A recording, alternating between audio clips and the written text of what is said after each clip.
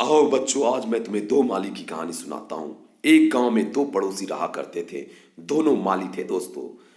दोनों के पास अपने अपने बागान थे और वे उनमें तरह तरह के फलों के पौधे उगाते थे बच्चों।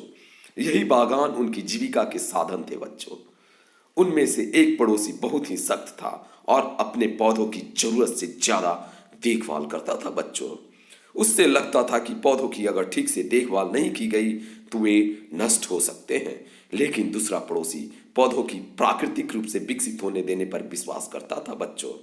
वह पौधों की उतनी ही देखभाल करता था जितनी की उन्हें आवश्यकता थी, लेकिन वह अपने पौधों के तनों और टहनियों को काट छाट न करके अपने मनमर्जी दिशा में बढ़ने देता था। इससे वे स्वाभाविक रूप से विकसित होते थे बच्चों।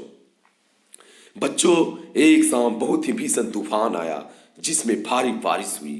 तूफान ने कई पौधों को नष्ट कर दिया।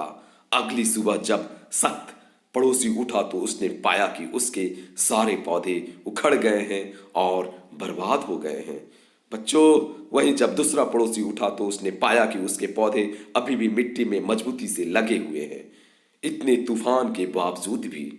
बच्चों, शांत पड़ोसी के पौधे खुद ही चीजों का प्रबंधन करना सीख गए थे।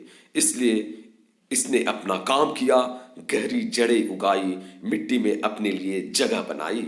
इस प्रकार वह तूफान में भी मजबूती से खड़ा रहा, जबकि सख्त पड़ोसी ने अपने पौधों की जरूरत से ज्यादा ख्याल रखा।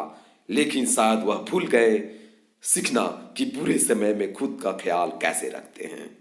दोस्तों, संदेश यही जाता है कि अभी या बाद में आपको खुद से ही सब कुछ करना होगा। जब तक माता पिता अत्यधिक सख्त होना बंद नहीं करते, तब तक कोई अपने समझ के अनुरूप काम करना नहीं सीख पाएगा दोस्तों। तो बच्चों, कैसा लगा कहानी आपको?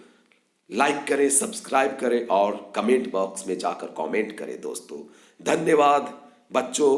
अगली बहुत ही शानदार कहानी लेकर मैं आ रहा हूं आपके पास बच्चों। धन्यवाद बच्चों। लाइक करें, सब्सक्राइब करें।